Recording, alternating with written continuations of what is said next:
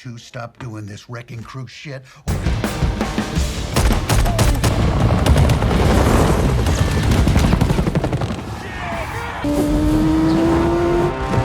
Hello and welcome to 2.2 Recaps. Today we are going to recap a 2026 movie titled The Wrecking Crew. The movie kicks off with this dude named Walter who's on the run weaving through a market with a whole crew of people on his tail. Walter manages to slip his package into a mailbox looking pretty relieved about it. But the second he steps out onto the street, boom, a van straight up mows him down. Walter's dead on the spot. His death is going to be the thing that brings his sons back together. And that next day we see Walter's oldest son James at a military school where he's training new recruits on how to hold their breath underwater. But these guys can't hack it. They're tapping out way too early. James is clearly frustrated with their performance. Then some kid comes up and drops the bomb. James's father just died. James checks out Walter's body, but honestly he's not exactly torn up about it. Walter had 2 wives and right now they're saying his death was a hit and run. James heads home and tells his wife about it and he's showing zero emotion. Kat says he should tell his brother John. James is like, neither of us talked to Walter anyway and I haven't spoken to John in 10 years. He probably won't even care. Kat says she's going to tell him anyway. Over in Oklahoma City, we meet John who's a cop. He gets home and his girlfriend Denny's pissed because John never really talks to her. John promises to communicate better, but then Denny drops the real issue. She's leaving him. Turns out it's her birthday and John completely forgot. John's crushed as Denny storms out, leaving him alone and stressed. That night, John's in his room getting wasted when Kat calls. She introduces herself as James's wife and tells him their father's dead. John didn't even know his dad was alive and honestly he doesn't really care. Kat invites him to the John says he's not coming, but then 2 thugs burst in and grab him. John's like, who the hell are you and what do you want? The guys say they're looking for a package Walter sent to John. They want it. John says he didn't get any package. They mention they're with the Yakuza. John doesn't give a damn and starts fighting both of them, brutally taking them down. During the scuffle, the thugs knock over some photos, pictures of John's mom's remains which he clearly treasured. This hits John hard. He decides right then he needs to find out what his father, Walter, was really into. Next day we see James with his family including his sister, Rita. John shows up and meets everyone. Things are awkward between John and James because they had different mothers and there's been tension between the brothers since childhood. But deep down James actually loves his little brother John. We'll see that play out later. Both brothers notice a bunch of shady-looking guys at the funeral. They know their dad, Walter, was a private detective, which means he had plenty of enemies. Then the city's governor, Peter, gets up to speak about Walter. Turns out they were old friends and Peter's genuinely happy to see the sons reunited. That evening, everyone gathers at the house, Peter's complimenting both brothers. Rita's still pissed at John because he didn't show up when James's mom, Maria, died a while back. They ask John about his family situation. John says he had a girlfriend or maybe still has one, he's not really sure. He's here to find out who killed Walter because it was murder, not an accident. Plus, Yakuza thugs attacked him right after. James immediately thinks John screwed up again since he's caused major problems before. John denies it. The brothers step outside. James wants the truth because 10 years ago, John beat up a bunch of gangsters thinking they killed his mom. John fires back, you moved on with your life but you never believed in me. He storms off pissed.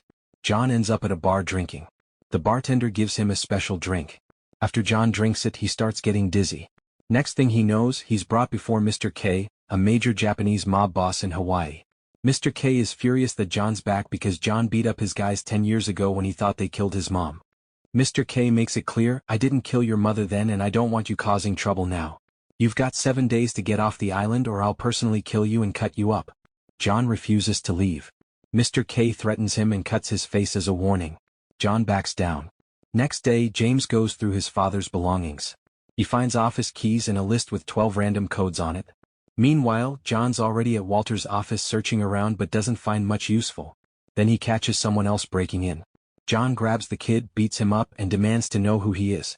The kid says his name's Ken and he worked for Walter as a hacker, helping with his private investigation cases.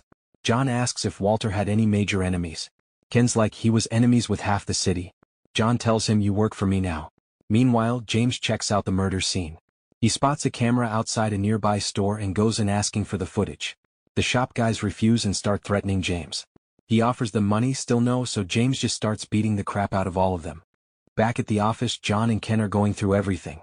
John notices something weird about a surfboard. He checks it out and finds a hidden map. Looks like blueprints for something big, but John can't figure out what. Over at City Hall, Peter's giving a speech about developing Hawaii. Rita, who's actually his assistant, is there. John calls Rita and tells her about the map he found. Walter hid it for a reason, but he can't figure out what it's for. Rita asks for the serial number. John says he'll send it. James shows up at the office. John's surprised to see him. James admits John was right about their dad. They watch the hidden run footage together. It's clear the van driver deliberately hit Walter. Both brothers realize something major is going on. They head out, trying to piece together what kind of trouble Walter got into. The van hit him on purpose and Yakuza thugs came after John. Something big's definitely up. On their way home, a car attacks them out of nowhere. Thugs start shooting. John jumps out and returns fire, blowing up their car. The explosion takes out James's car too. James is pissed, but John's like, "I saved your life, bro." They bail and head home.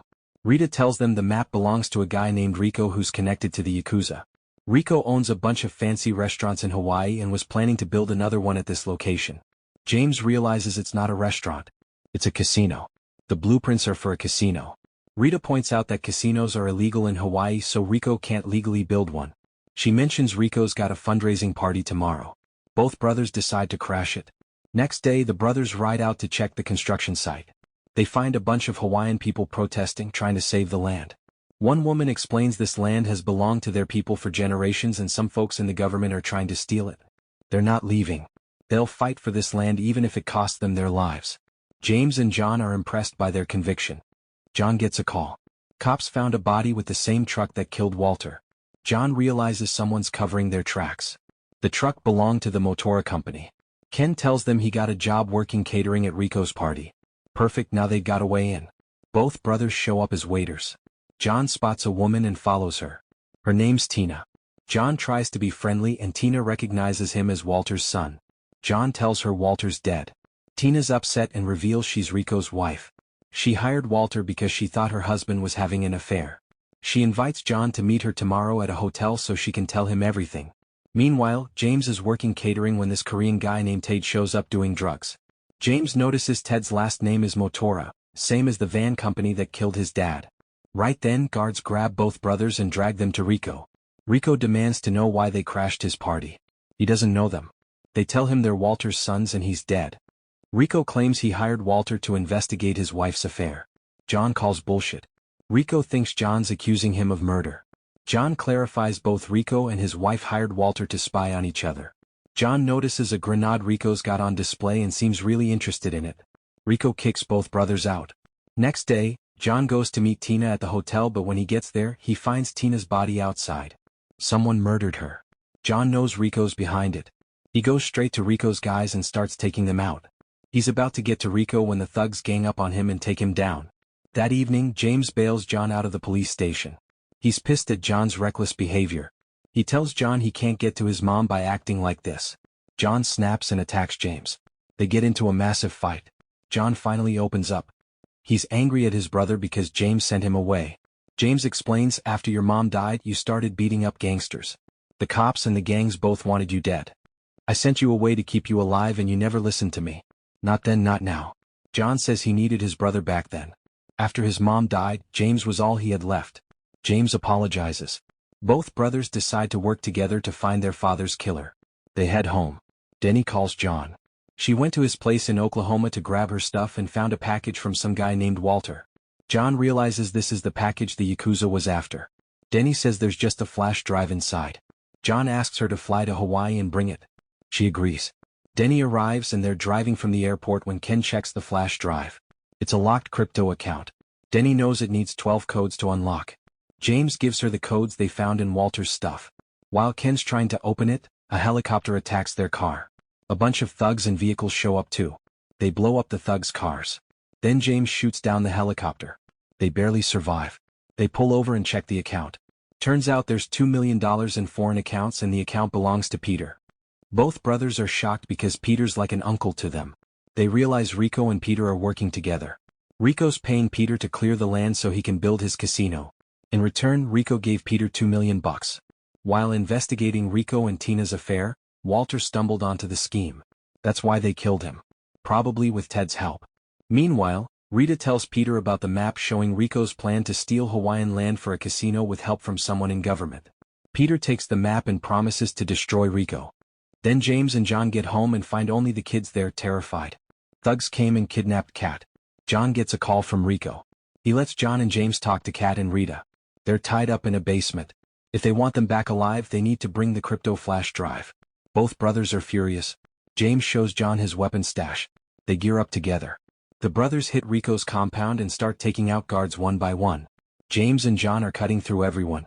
Rico realizes what's happening from the basement and sends Ted's crew. They face off against James. James moves forward and brutally cuts them all down.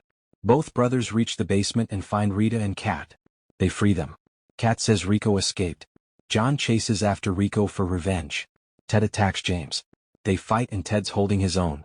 Finally, James grabs Ted and slices him clean in half with a sword. John catches up to Rico as he's trying to escape. Rico's no amateur.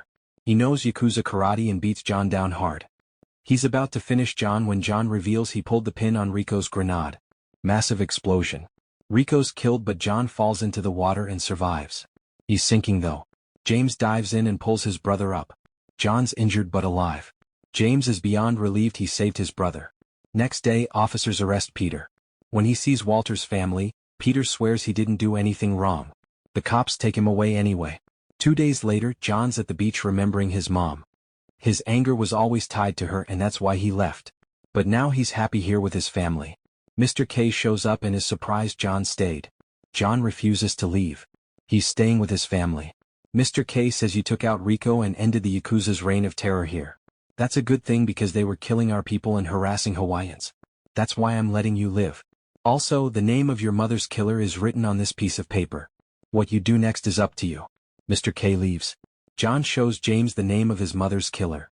James says you should have had my support back then to kill him, but I didn't give it.